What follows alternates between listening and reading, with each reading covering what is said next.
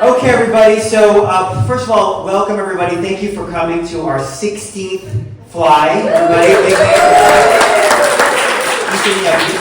big next slide, please. So, we do this once a month. I have some friends here who this is their first time coming. These are good friends, and they only just made it here tonight for the very first time in background. Big hand for Michael and Aaron for coming.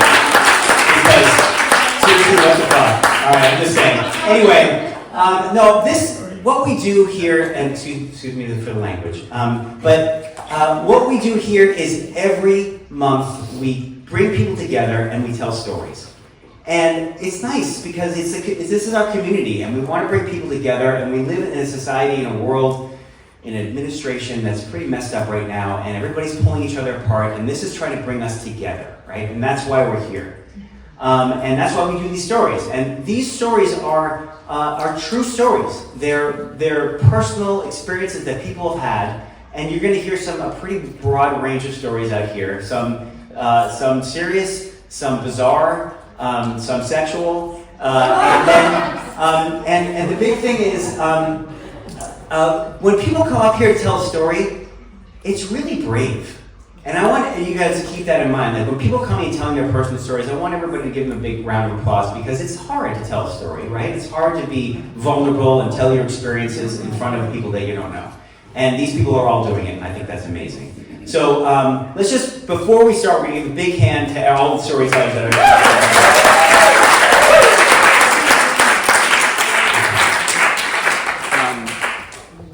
Make sure I press record. I did.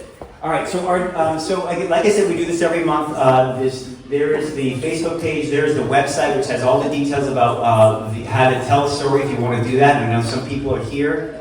I'm looking at you, and over there, Dave. I want to see you guys tell stories sometimes. The next slam is going to be on the October 18th, 17th, and it's not quite. That's the theme, not quite. Okay? All right, cool. Are we ready to go? Should we get started? Yeah. Okay, Issa, take it away. So I'm going to tell my story first. All right, I always do. I tell my story first. And so I want to tell you a little bit about my dad.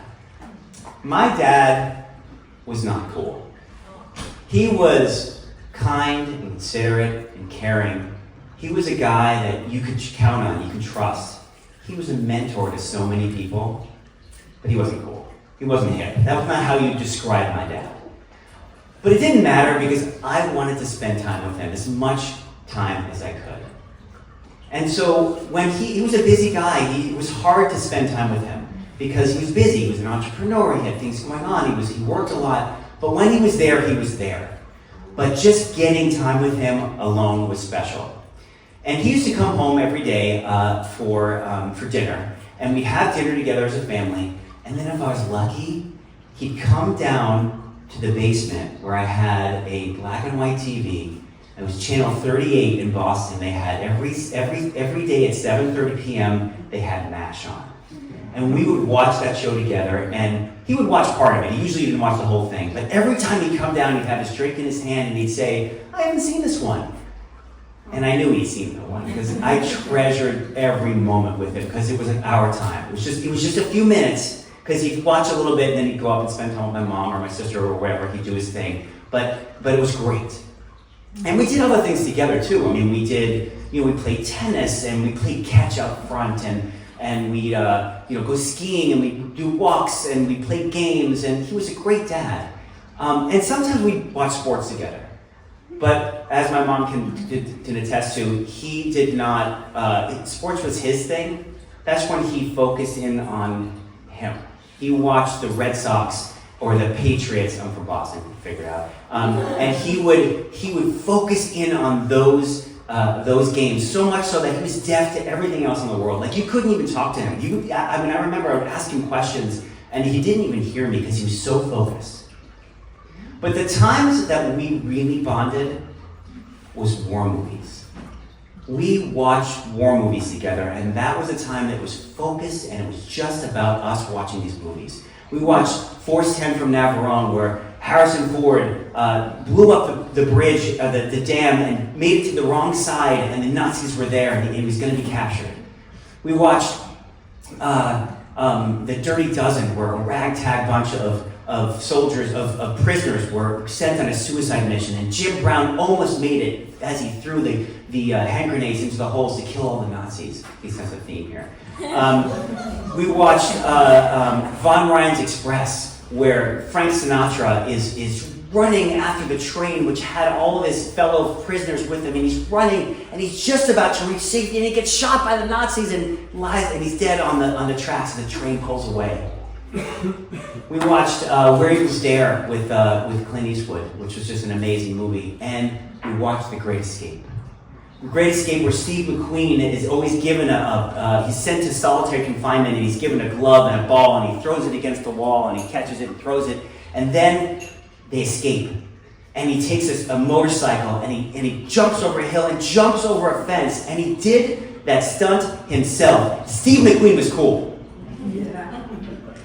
But it didn't matter. We watched these movies together. In fact, we watched it his whole life. In fact, the week he died, we were watching The Liberator, which was a terrible war miniseries. I didn't like it very much, but it didn't matter because we were watching it together. But the one moment that really is seared in my mind is, it was also a war movie, but it was a war movie that took place in space. It was called Star Wars. It was 1977, and my dad got a pre-screening to go see Star Wars. And he went to go see it. His client was the head of General Cinema in Boston, and he got to go and see the movie before anybody else saw it. And he came home that night and sat on my bed, and he said, "Gary, Obi-Wan Kenobi." And I said, "What's that?" And he goes, "You'll see." I'm like, "Oh my gosh, what is that?" He goes, "You'll see." And this was before spoilers, before the internet, before that sort of stuff happened. Like we knew nothing about the movie. And then, of course, when the movie came on, and Princess Leia's holding up a thing in front of R2-D2, and she says, "Help me, Obi-Wan, you're my only hope." And I looked at my dad wide-eyed and thought, "Oh my God, what is that? What is that? Who is that?" He goes, "You'll see." And I did. And I remember walking out of that theater, and I looked up at my dad, and I thought to myself, he's the coolest dad in the galaxy. And I miss him.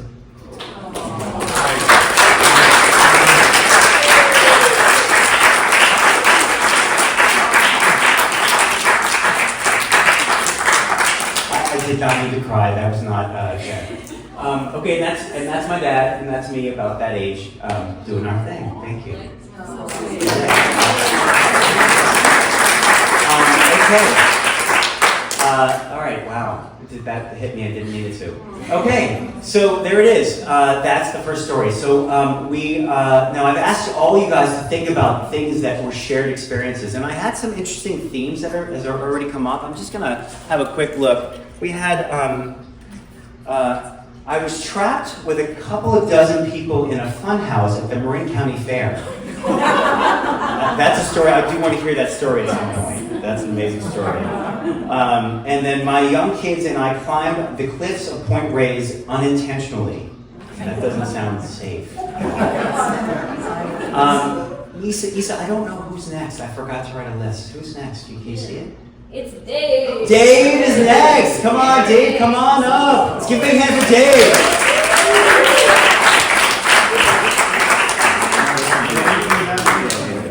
All right, Dave, take it away. Make me proud, Dave. I was not really prepared to go first. All right.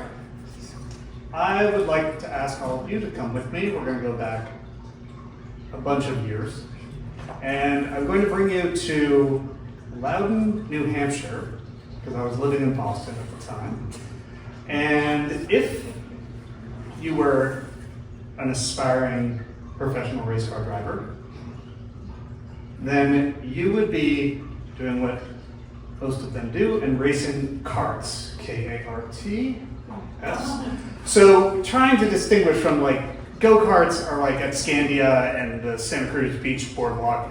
These racing karts are actually pretty serious pieces of equipment. They are like kind of scaled down Formula One cars at some levels. They will reach 50 to 60 miles an hour on these very short tracks. So like the pacing of the events, everything happens very quickly, and it actually scales for if you're driving at 150 miles an hour in a big car on a big track, it's all the things are happening at the same sort of pace. So you race karts. So I am in New Hampshire for the last race of this season. And so it's October, the end of the race season. I am fighting for the championship with this other driver, Sean Gray. It's a great name for the antagonist, right? Sean Gray.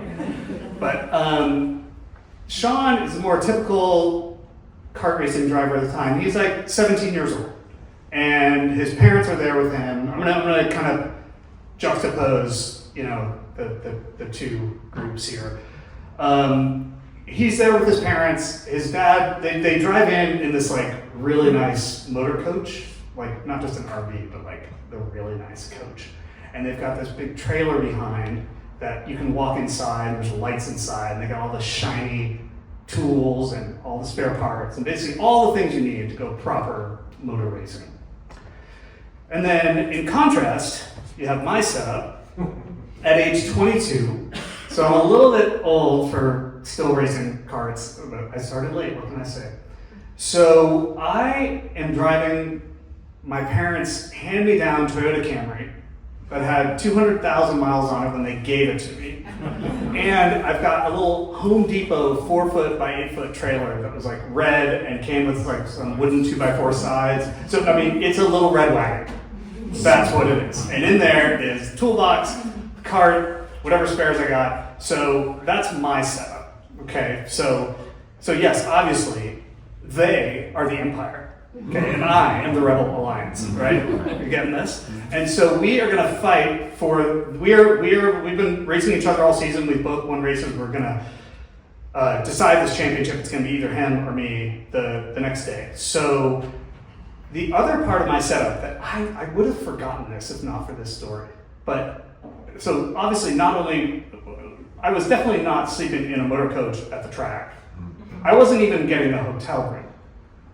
I brought a tent, and I would go to the outside of the track, and I would set up a tent at the edge of the woods, and like, they had NASCAR came through there, so they had facilities and everything, but I would just set up this tent by myself. I can't believe I did this. But so each night, this was my regular program. So I'm going about the regular program, I'm setting up the tent for the night, we're gonna race the next day, and the other thing is like, I don't remember going to any restaurants, so thinking about the me back then, I'm pretty sure that I just brought like baked potatoes, carrots, and Clif Bars. I spent 2 days living on those things. So I set up my tent, I probably had a light and read a book, and I go to sleep. This is the usual deal. But astute listeners in the audience might have picked up that I said this last race was in October in New Hampshire, and I'm in a tent. So I wake up in the middle of the night because I'm freezing. I was not prepared for this. So you might think that, because I would be concerned, this is kind of a health and safety thing. No. I'm just pissed because this is getting in the way of my competitive program. Right? 22-year-old competitive me was like, well, this is really annoying. If I am not getting a good night's sleep right now, like if I don't sleep well tonight, I'm not going to perform well tomorrow. If I don't perform well tomorrow, then I'm not going to win this championship. If I don't win this championship, then these other things are not going to happen, and that's not going to happen, and I'm not going to be Brad Pitt in F1, which is obviously where I'm going, right? So I am just bent out of shape. I'm spinning around angry because I'm being woken up by this annoying cold. So I did something, I put on a beanie cap, or I put on a sweatshirt, and I'm like, this will be fine, it'll be fine. Like, I think I fell back asleep briefly, but I woke back up again, and it's like, I am clearly in worse shape than I was before. Like, I am losing ground here. I'm seriously getting very cold, and so I had to kind of admit to myself that, like, well, if I freeze to death, I definitely will not win that championship tomorrow. So then I'm still just all pissed off. So I'm like, all right. So what do I gotta do? So I gotta like get out of the sleeping bag, bundle the sleeping bag up, get outside, put my shoes on, get in the car, start the engine, turn the heater on, lean the seat back, climb back in my sleeping bag, and sleep in the car. Okay, fine. That's what I'm gonna do. And so I go ahead and I start doing that. And I gather up the sleeping bag, and I go down and I unzip the tent, and I stand up and I get down, and look. Northern lights all across the sky, over my head. Not like a dim glow on the horizon, like flying across the sky. And I remember telling people at the time, like the next, later on, that it was like there was this elfin character with this bag of magical like ice crystal beads, and was just sliding them across the sky, across this like ceiling in the sky, because they would bounce off that and changing colors and flying by like all the way overhead. And that there was like this vertical part, like they were very tall. It was like canyons of light, and I don't know if that was like 300 or 400 feet or like 3 or 4 miles tall. I don't know. It was just changing colors, greens, whites, yellows, and I'm looking at all this, and it's all flying by and constantly like replenishing, and just like the pace was incredible. And then I noticed it's silent. It's completely silent, and it was such a disconnect to have like this, raucous sensory experience of light and no sound. And so then, I naturally I looked around, like, can this be a shared experience? Well, no. There is no one else around. And that caused me then to look back at the inside of the track where the cool people with the RVs, I could see their shared experience. And their shared experience was, I am warm and cozy in my bed and sound asleep. And so it just caused me to just totally break down. And I just started laughing. Because I'm like, okay, so who gets the Northern Lights show? Yeah, it's the guy outside in the tent who's getting frozen to death in the middle of the night actually gets this phenomenal show. And sure enough, like I talked to people the next day, nobody saw it, right? And in fact, it's apparently quite rare, even in New Hampshire, to have a show like this. So of course, it shifted everything for me, and I was like, okay, all right, so apparently that's why I needed to get frozen out of the tent in the middle of the night. And I was all, super happy and way more content. Went back to sleep. And what I think is most important when I wound up preparing to give this talk, to tell this story, I'm telling you the story from basically 30 years ago. And I remember the light show like it was yesterday. But that whole championship thing I told you about? Actually, I don't remember.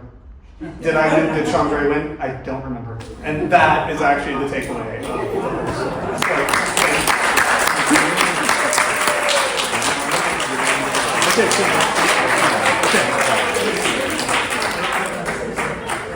Let's give it up for Dave. That's a nice story. There's Dave's head. Look how small that card is. It's so tiny. That card is so small. 60 miles an hour. 60 miles an hour. I like this. This is another one. The trail was very windy and steep in places. As I barreled around the corner, I saw a heron, and she saw me. We watched each other in still silence. Oh, kind of a similar thing. Very poetic, really nice, very sweet. So we're gonna our next storyteller, actually, we're not gonna go to the next slide, Isa, because we're gonna have a storyteller that's gonna run with it. We've allowed someone to come here tonight and tell a story, and he's got 5 minutes. We're gonna Isa, I'm gonna borrow your phone, and we're gonna be timing him because he's got 5 minutes, and we're gonna see how he tells a story about a shared experience. Tyler, right? All right, Here he is. Here we go. Give it up to Tyler. All right, guys. Yeah, go for it. All right, I'm unvetted, so get ready for a ride here, folks. Okay, so my name's Tyler, and in my family, storytelling is kind of the thing that we all do. And the original story that everybody talks about is about a guy named Bob Campbell. Bob Campbell was a friend of my grandfather's and my grandmother's, and he and his wife, Bob and Bobby, are the center of some of our favorite tales that we tell. And it got to the point in my family when I was a kid, I wanted to hear these stories all the time because they were so fun and funny. And I would ask for them over and over again. To the point where my dad was like, oh, I don't want to tell these stories anymore.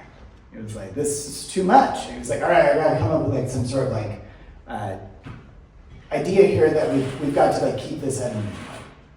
So he goes, all right, Tyler. He's like, I will tell you a Bob Campbell story if it's Friday night and if we're having pizza. And I was like, oh, okay, that seems totally practical. And so I was like a hawk for Friday night with pizza. And I was ready for a Bob Campbell story when it came up. And I was the only child in my family for like a really long time. I have younger siblings. They are, I'm a teacher. I'm a 20-year teacher just up the hill. And I taught my own brother when he was in 5th grade. He was definitely not my best student. So I was like way out on my own in Kidland amongst all of these older folks. And one day I went to dinner for, I don't know, it was like Thanksgiving or something like that, and everybody, all my older family was around me, and I'm like the only kids in there, and I'm looking around. And I asked my dad, I'm like, Dad, what day is it? He was like, well, it's Friday, Tyler. And I looked around and I was like, oh shit, we're having pizza. And I jump up on the chair and I'm like, everybody, it's Friday night. And we're having pizza. Let's tell Bob Campbell stories. And this older gentleman next to me goes, well, what's a Bob Campbell story? And everybody just kind of quietly looks down at their plates. And I realize that I'm sitting next to Bob Campbell. So I'm going to tell you really as quickly as I can in my 5 minutes one of my favorite Bob Campbell stories. Bob, when he was a younger lad, was an incredibly tall and very good-looking man. He was so tall that at the time he needed to have clothing custom made for him because they did not make his size. Okay? So he was constantly on the look for things that would fit his body. And there just like wasn't a whole lot out there in the catalogs and all the things. His wife, Bobby, also was very good looking, very stylish. So Bob and Bobby were just like quite the couple, right? And in addition to being very large, he was a physician and he was a notorious klutz. And just things seemed to happen to this man in a kind of odd, coincidental kind of way. How am I doing in time? You're good. 1.5. Excellent. Okay, so anyways, Bob was down at the hardware store one day and he was perusing the like extra super sale aisle, which was his favorite area because he could find a deal. He was really, really into finding things for cheap. That was like his number one pleasure, was finding a good deal on things, okay? And so he's like perusing the hardware store's extra super sale aisle. You can only imagine the gems that one could find there. And he finds a beautiful new piece of clothing that he is going to own for almost nothing. And it is a extra large, full, bright, danger orange jumpsuit. And he was like, oh, this is coming home with me. So he takes it home. And in addition to being a physician, Bob was very fond of gardening. And he had purchased some flowers that he was going to plant in his front yard. Now, Bob and Bobby and the rest of my family at the time all lived in Stockton. And I don't know if you guys all know Stockton, California. It is home to some lovely orchards and also like a lot of prisons. That's kind of what we got going on in Stockton. That's kind of it's not the best. And it's hot, okay? And there's some like sad cows.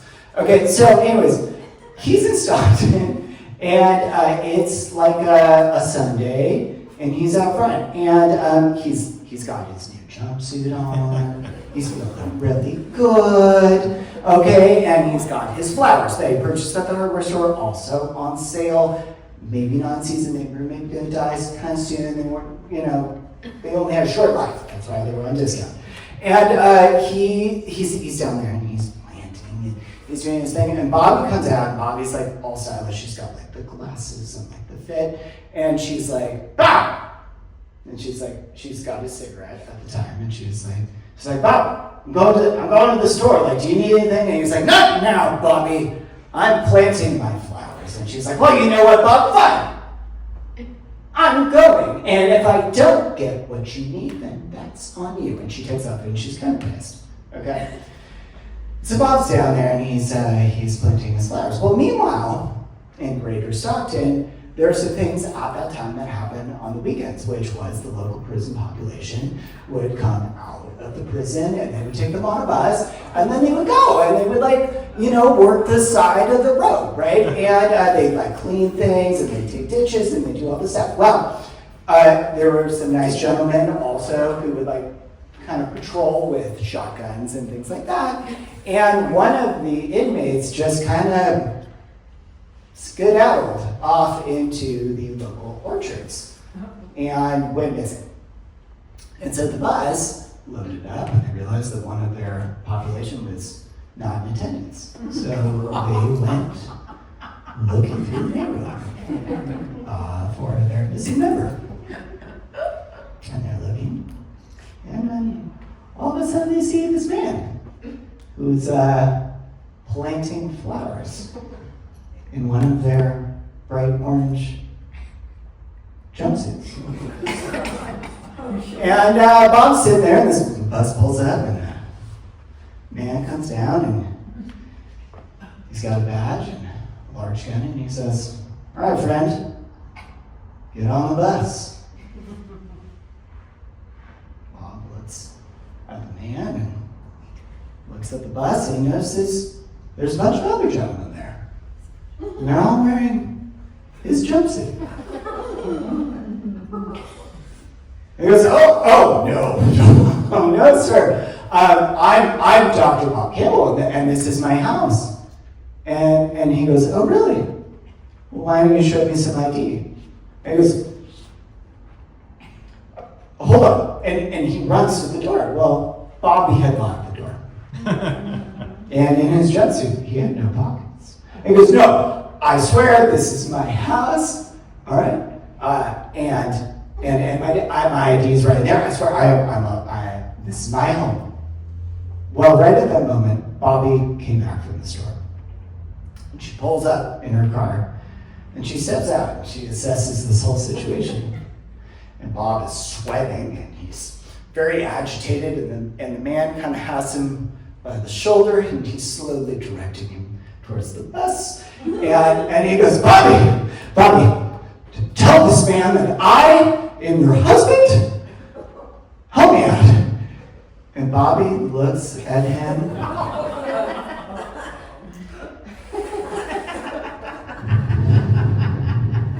She goes, officer, I've never seen that man in my life. So Bob spent the night in the clink until Bobby came and got him out. And I think he learned his lesson. Thank you.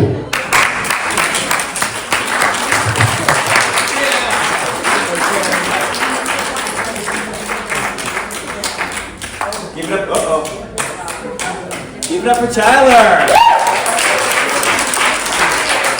Okay, I just thought it was funny when you were talking about, you said that you were sitting there and that was the guy that, I had an experience like that. I had a friend who said, oh, we call this girl the slug because she always hangs out by the keg. And she goes, well, she doesn't know that. And I said, oh, I figured she did know that. So I saw her the next time. I'm like, hey, I hear they call you the slug. She didn't appreciate that. Okay, we're going to do one more story before our break. We're going to have Renee come up and tell her story. Let's get right to Renee. Who is it? Oh, I'm sorry, Renee, it's not you. I lied. It's Jules. Jules is going to come up. And Jules, you have your props and everything? Maybe. Maybe, okay. Yes. Let's give it for Jules, who helps us do this show. Everybody, give it a big hand.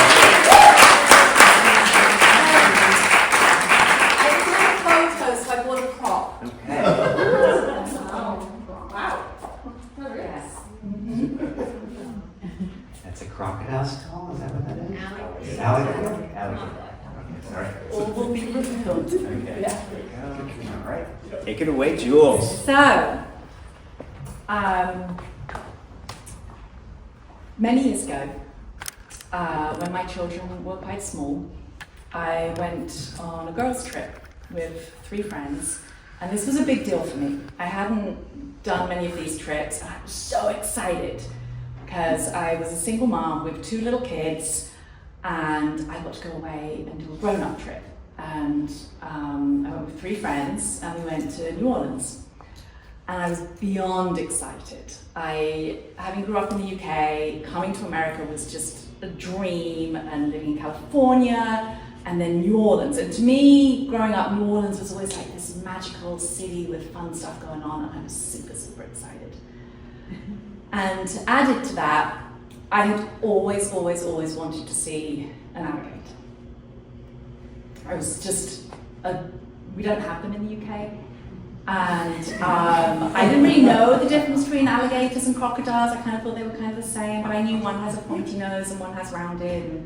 But I always wanted to see one. And when I discovered that they had them in New Orleans, it was just like the icing on the cake for me. So we go on the trip, and we go to New Orleans, and I'm just blown away how exciting it is. Like we pick up giant cocktails in the car, a drive-through cocktail place off the plane. And I'm like, this is like, I've died and gone to heaven already. So, and we're staying right near Bourbon Street, and we're just partying and having a blast and so much fun. And we do all the bars, we did do a strip club, we had so much fun. And then I think on like the 3rd or 4th day, we had a boat ride booked on, because that was my one request for the trip. I wanted to see an alligator. So we'd booked a little boat ride down the river. And it was one of those beautiful boats with the lid, it's not a lid, it's the roof on. And we were guaranteed that we would see alligators. And so we're going down the river. And then there's the cotton trees, like I don't know if it's cotton or moss or whatever that's draped off the trees. And I'd seen this in movies, and it was magic. And then the captain of the boat or ship or whatever we call it pulls out marshmallows and said, "This is how we get the alligators." So we start throwing the marshmallows into the water. And alligators come swimming over, and they're the cutest little things. They're not giant, snappy things.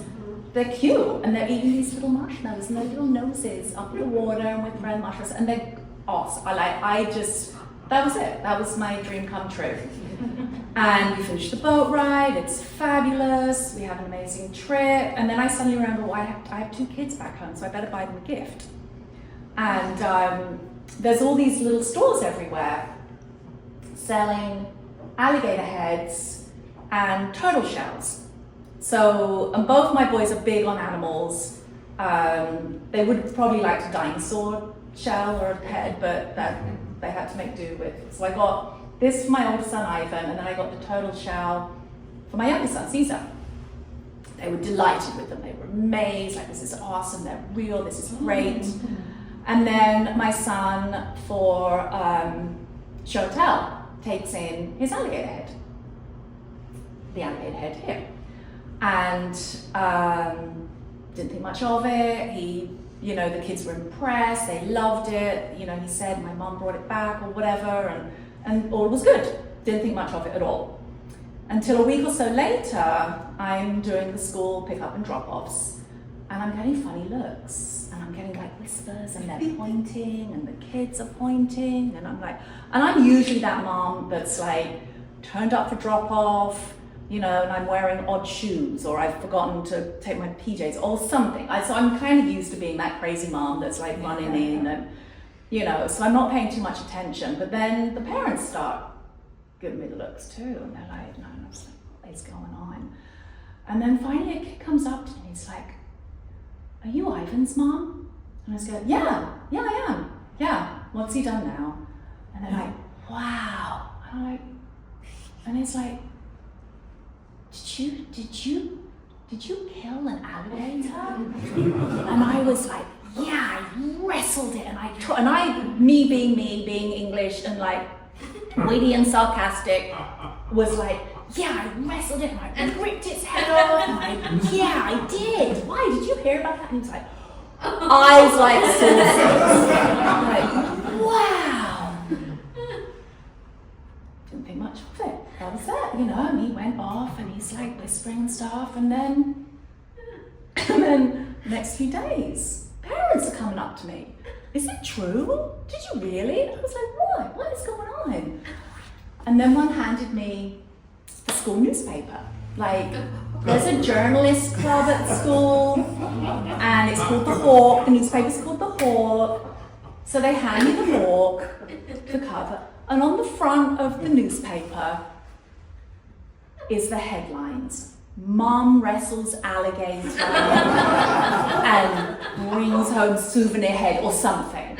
And I'm like, what the? So it turns out that my son Ivan, who's very proud of his mum, always is like my biggest fan, not to my face, I don't know anything apparently as his mother, but had taken in the alligator head.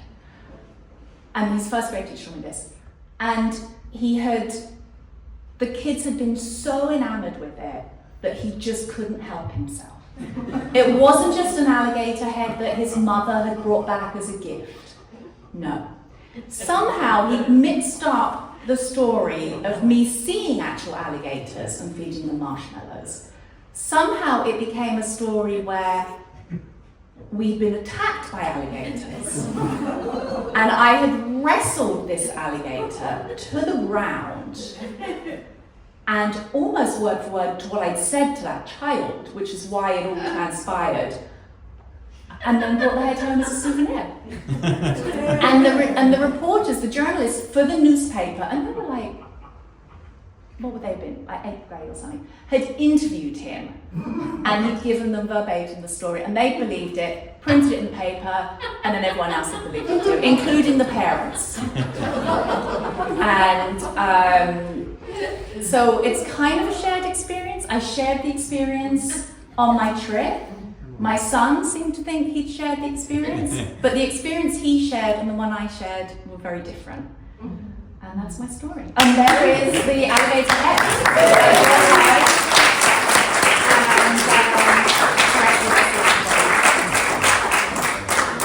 Give it up for Jules! All right, that's the story. All right, we're going to take a break for about 10 minutes. There's bathrooms in the corner. There's drinks over there. Please help yourself. And we'll be back with 3 more great stories, so don't go away. We put everybody's name in the hat. And so we're going to have one person who's going to be lucky enough to win a fly shirt. It's similar to this one, but not this one. I'm going to have my daughter come up and pick a name out of this hat. Here we go. Here we go. Who's it going to be? Who is it going to be? And the winner is... Bennett! Let's give it up for Bennett! Okay, so we are ready for our first storyteller for our second half. We're going to have 3 storytellers and then you guys can go home. So we're going to our first story tonight, our first story this second half is Renee. Renee, let's give a big hand for Renee.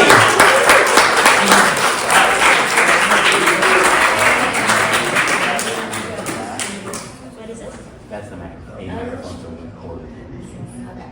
Talk right, nice close to the microphone. Like this? Yes, perfect. Renee, everybody.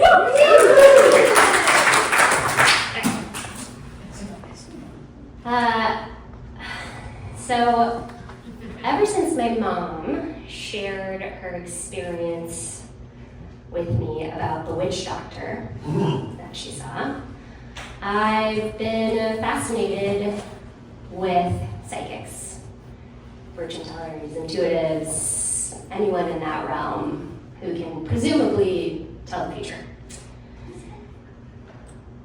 And the story with my mom was that when she was in her 20s, she was living in Mexico in a small fishing village, and this man told her that she would marry the man that she was with, and that she would have 2 children, but she would lose one. And that came true. So when I was 6, I lost my brother, who was 11 at the time. And a year after, I lost my dad, because he couldn't handle the heartbreak of it all. So, as you can imagine, when I grew up as an adult, I had a very strong need, maybe like a lot of us, for control. And to know what was coming, to want to know the future, not so much so that I could prevent another tragedy, but more just prepare myself for it. So, psychics were, of course, people that I sought out. At the same time, I also had a healthy skepticism about the whole thing, right? I feel like I'm a grounded person, I feel like I'm a logical person, and I also know that there's a lot of scam artists out there. I have been scammed before. One time when I was in North Beach with a couple of friends in a bad marriage, and there was a $5 special on palm reading, I was like, let's go, you know? And I'm like, I don't know, Renee. And I was like, no, we're gonna do something great. And they went in there all, bright and smiley, and she could tell. She had my number. She was like, a dark cloud has entered your life. And I was like, yeah, she was like, and it's affecting everything, your finances, your relationship, and I was like, yes, she had to be like, I was like, what do I do about this dark cloud? And she goes, well, for $300 and some crystals and a ceremony, I can get the dark cloud for you.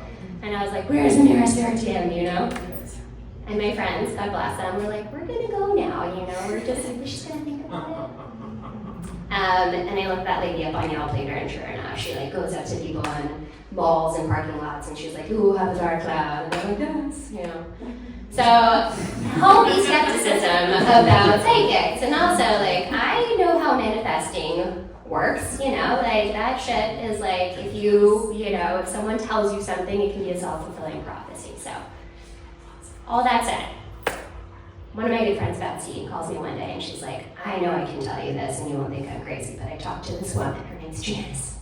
And she predicted everything. She told me about my job and my relationship and what's gonna happen. She's like, you gotta talk to Janice.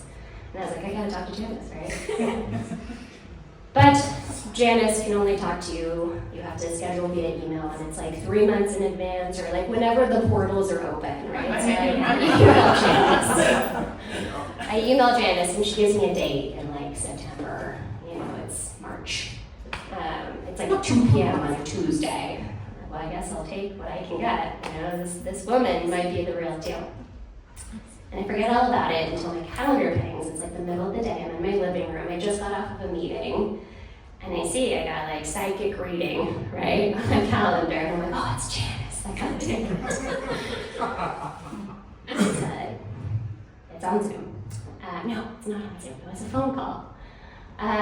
She calls me and she goes, hi, nice to meet you. Hi, nice to meet you.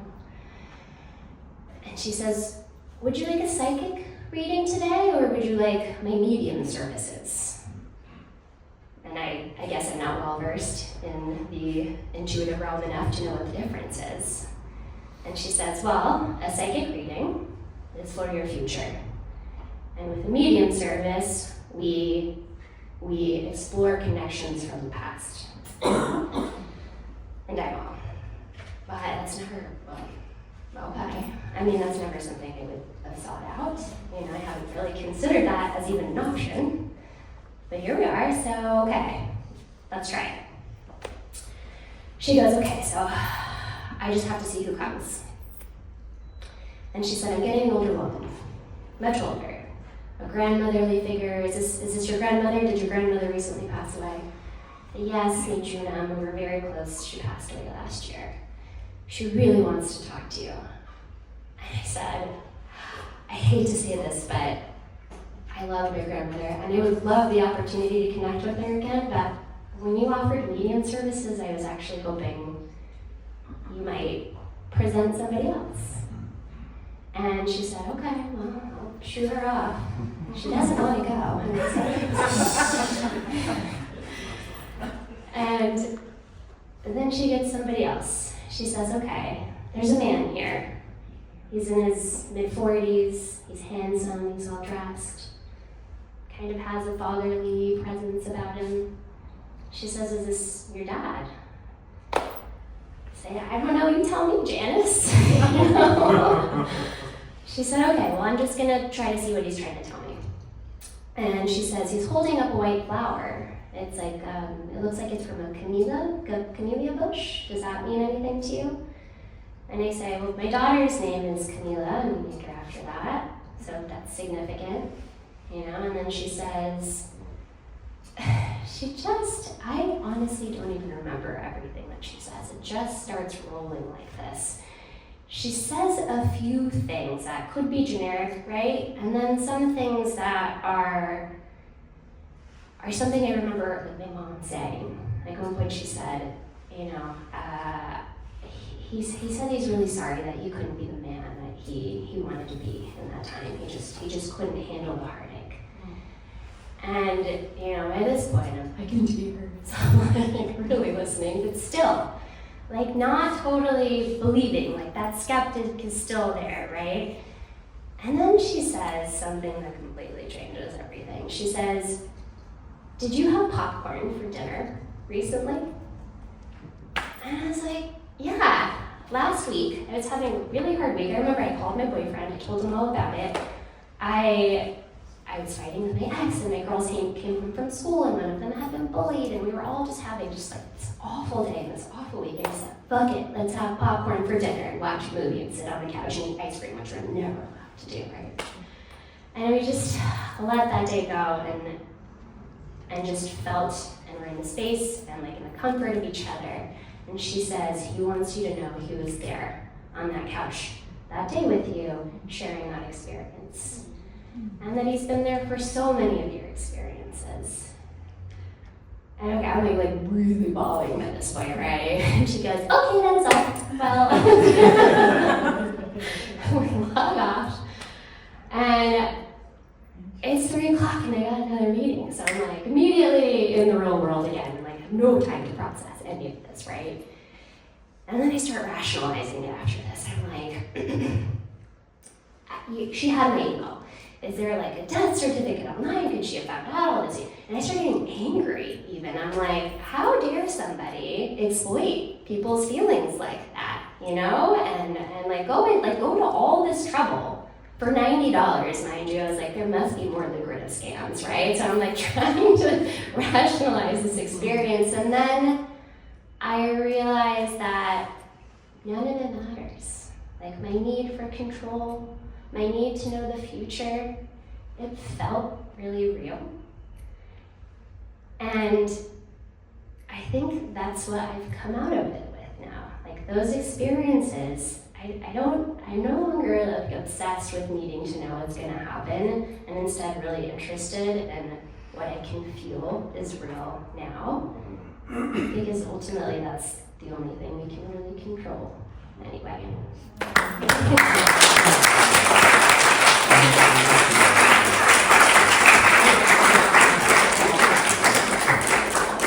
One more time for Renee.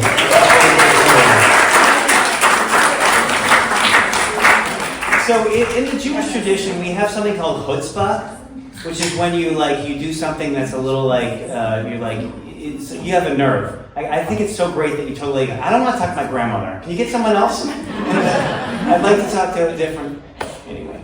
Okay, well, our next storyteller, we have a big audience in the back for him. We have Scott William Lucas coming up. Let's give it up for Scott.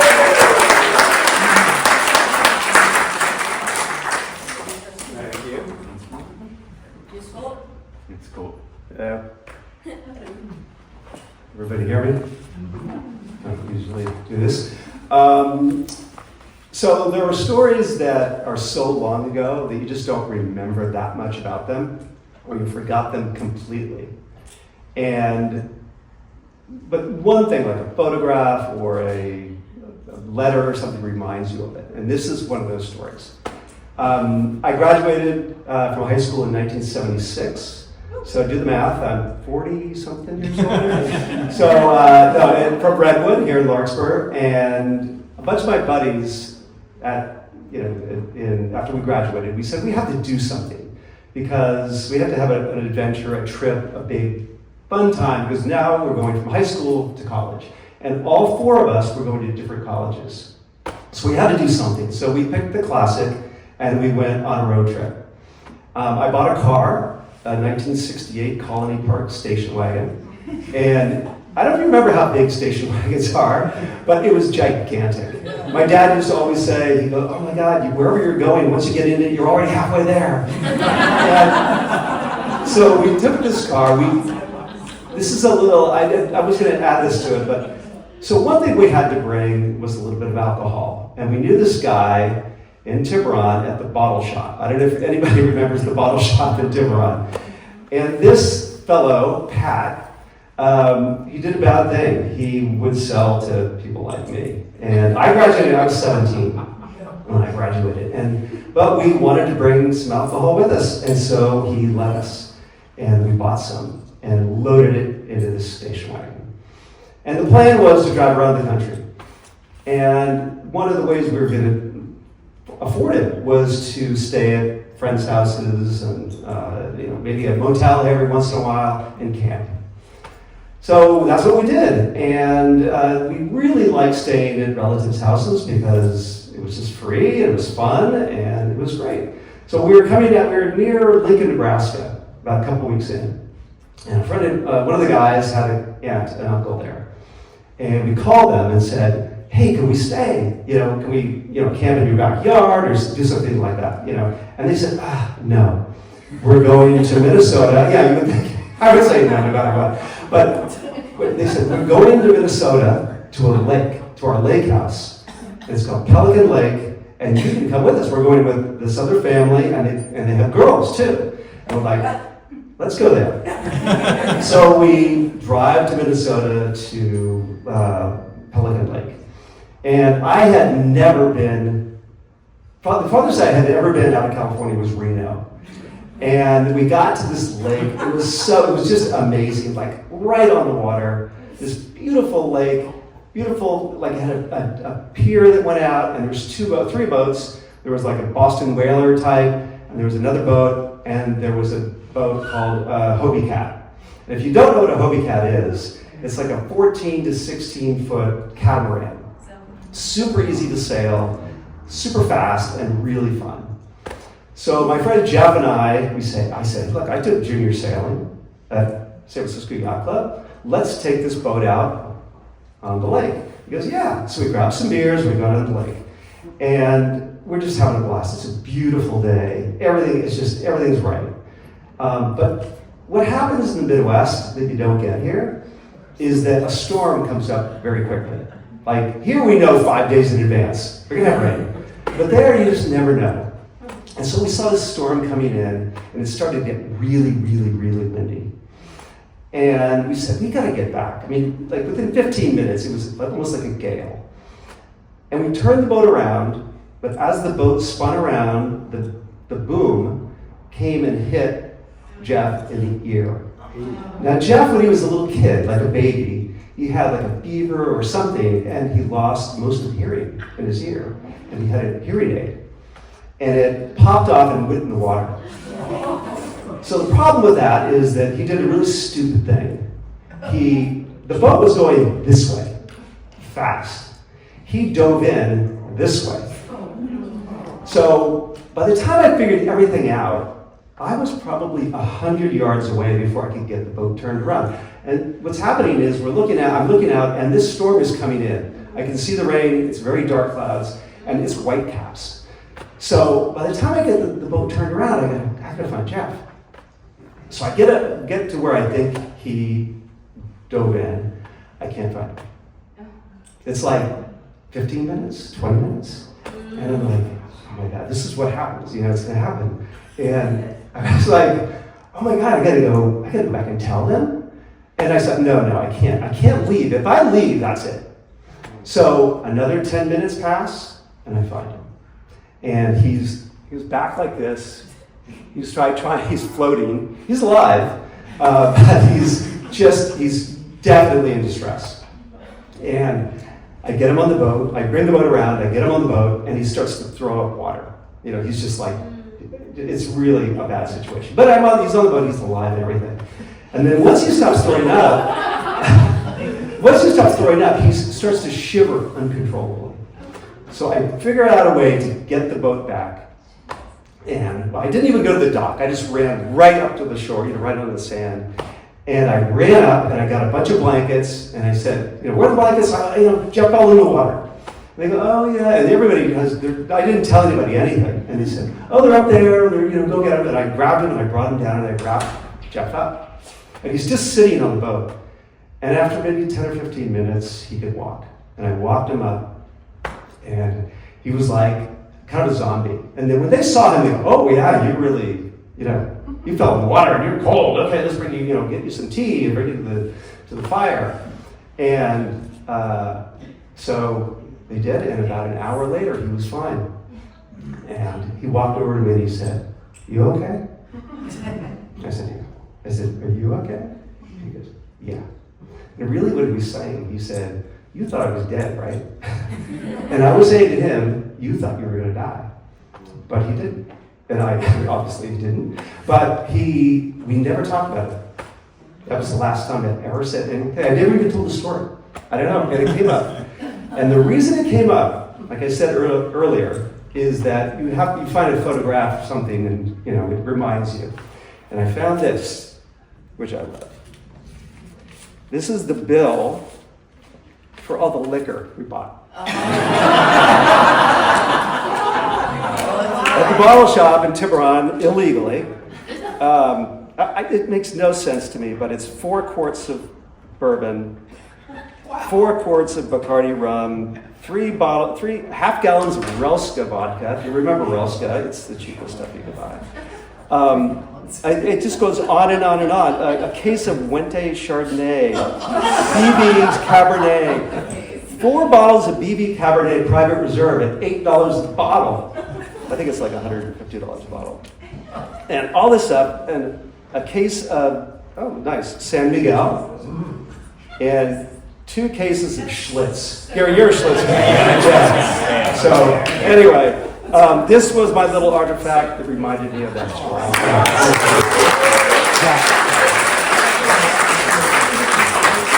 Here we are. It's the station wagon. Scott Lucas, everybody. Scott Lucas. All right. Awesome. Great story. All right. We have one more story tonight. What's that? No. No, I just tell you the best part. Yeah, what's the best part, Scott? Pat gave us a 20% discount too. Oh yeah, okay, good. Pat rocks. What was the final amount? What was the total amount? $119. That's like a lifetime supply of alcohol for $119. Okay, great. Everybody, let's welcome Paula up to the stage. Paula.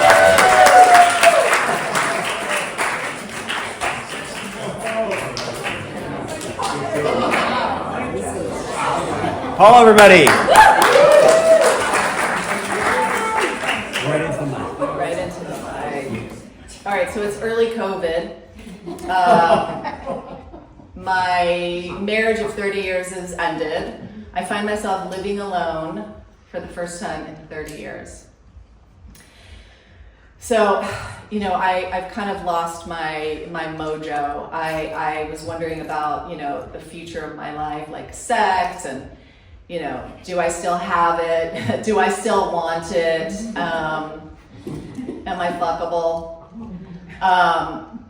And I've been hearing like whispers around me about these fuck pods during COVID, where there were like 6 and 8 people that were cohabitating and like fucking each other. And I thought, oh, maybe that's what I need. So how do I find these fuck pods? So I know a guy who knows a guy he's kind of in the polyamorous world, tantric, life, whatever. And I say, well, I want to get invited to one of these things. He said, you can't just show up, at these things. There's a way to navigate this kind of thing. And he said, I'll tell you what. There are these camps, these retreats up in Lake County, and so I, spend some time Googling, and I find myself registered for sex camp. 7 days of self-exploration, sensual, whatever, identity, shared group experience. Right, this is what I need. So I register. I'm up there. I'm in line. I'm registering. I'm kind of like looking. People are camping. It's there's a lot of white people with dreadlocks. The smell of Dr. Bronner's and patchouli in the air, and I'm like, I don't know if this is for me, but I'm really committed to like this next phase of my life. So there's another lady, kind of, we're milling around, and I'm like, hey, do you know like what we're doing here? I don't really read the small print, and she's like, no, but I'm in this poly relationship, and I think this is kind of something, the next stage for me. And I'm like, oh, all right, whatever. And the thing that I made sure of was when I registered, I didn't want to stay in like a geodesic dome or like in a tent. I wanted to make sure I had my own accommodations. So what that looked like was a Home Depot shed that was about 50 yards from the toilets and the shower. And it was great. It was my own space, right? I had a bed, a pillow, a lamp, an end table, and a chair. Okay, so the first night. It's a welcome night. There's about 70 people. There are men and women, and it looks primarily like mostly white people, mostly hetero people. I think. I don't really know. And there's one facilitator, and there's about 7 kind of group leaders. And they break us up into groups, and actually they call them pods, which I think is pretty funny. So I'm in a pod now, and all the group leaders all look like a combination of maybe Johnny Depp in Pirates of the Caribbean meets like Trader Joe's cashier. And they all have weird names like Attila and Lothar and like Crystal Gale. So it's the first night. Our first exercise. So we're sitting in a circle. There's 8 circles. So that we're sitting in a circle, and my leader, I'm just going to call him Pirate. So the first exercise is to disrobe. Fuck, it's the first night, and already we're taking off our clothes. I'm already like, no, I'm not doing that. I'm not doing it. But there's always one in every group, and she jumps up. She's like this 6 foot tall Amazon woman who I think comes from the foothills of Mount Shasta. She's wearing a Daniel Boone coonskin cap and a septum piercing, and she just drops her robe. And I'm like amazed. I've never seen a bush that big in the wild. I was shocked, but also kind of impressed. And it goes around, and there's some men. They are obviously very nervous, but they also disrobe, and I'm still like, I'm not doing it. And then there's a woman across from me who's kind of in my age range, 50s, postmenopausal. We've probably had a few kids, and she just she stands up wearing this beautiful kimono, and she just unwraps it and lets it drop to the ground, and she looks beautiful. Her boobs are a little saggy, and she's got a little tummy, and I'm like, I kind of look like that, So I'm starting to have a hot flash. It's getting quite hot in here, so I decided I'm ready to take my robe off. I was the last to go, and everybody knew I was super apprehensive. So by the time I take my robe off, people are clapping, people are supportive, So it's like, okay, I feel like I'm starting to gain some kind of power back, right? All right, the next night, we are instructed to shower, groom, which I was hoping somebody might talk to Bush Girl about reining that in. Bring your robe and any toys you might have brought with you. Now, like I said, I don't read fine print, but I always travel with a magic wand, so I was set. So we go into something called the sanctuary, and which made me giggle because this used to be a Christian retreat center. So we're instructed to lay there's a giant circle, and there are mats 3 inches apart around the entire room. And I'm always late. This is not the time to be late. There was one spot available, and it was between, Tube Sock guy was on the left, and he seemed relatively safe. I mean, he was naked, but he had on clean socks. And then the guy next to him, and the guy on the other side, he looked a little more severe. He had a military haircut, special forces. I'm sure he's killed people. So I felt safe next to this guy. All right. There's music happening, breathing, getting grounded, feeling in your body, and fuck. My mind is like, how do I get out of here? There's a bathroom window. I could crawl out the window. I could take my robe and just run into the woods. Or I paid a lot of money to be here. I mean, I feel safe, right? I'm next to this guy. He would kill for me, and then this guy's harmless. He obviously knows how to do his laundry. I'm fine. So the instructor starts to tell us, be prepared and, whatever. Still, I'm not quite sure what's about to happen. I kind of know what's going to happen. But, so then the music starts kind of changing, right? And the instructor says, now if you're so called, please feel free to begin touching yourself. And then you start to hear these things start clicking on, and the vibrations of all the sex toys start coming on, and I'm like, oh my God. And so I'm looking to the left, looking to the right. Oh, and they were very clear about the instructions. Stay on your mat and keep your hands to yourself, which is a little bit like preschool nap time. So you start to hear the moans and the groans, and all of a sudden there's this sounds are building and building and building, and then you start to kind of hear, and then you start to feel these waves of orgasms, and it's like the circle of orgasms and the stadium of orgasms. It's almost like being at a Warriors game and Steph Curry shoots the final basket at double overtime, right? And so it's a weird thing, but you're kind of feeling like I'm safe.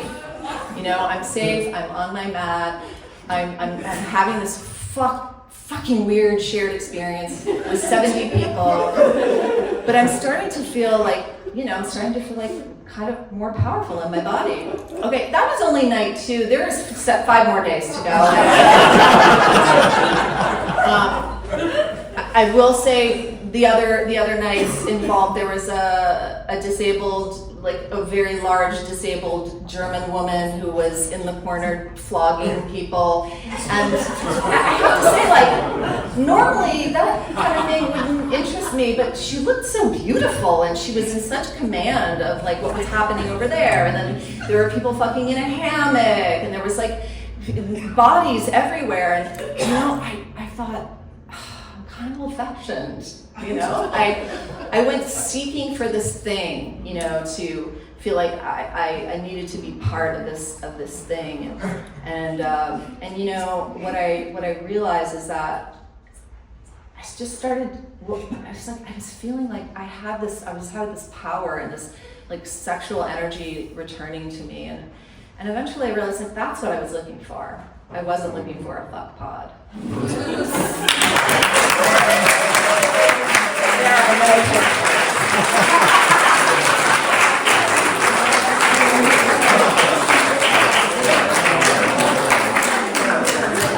Paula, everybody, that's Paula.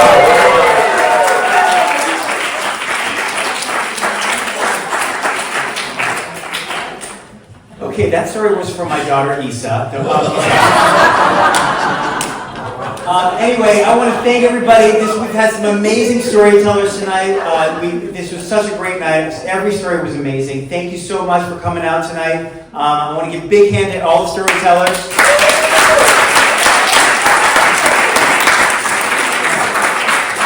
We do this every month. We're going to be back here on October 17th. The theme is Not Quite, but there's some of you out there who want to tell stories. I want you to get in here and bring your friends and tell everybody about this. Before all the storytellers leave, I'd like you to come up. We're going to take a picture of everybody. But thank you, everybody. I'm Gary. Thanks for coming. Have a great night.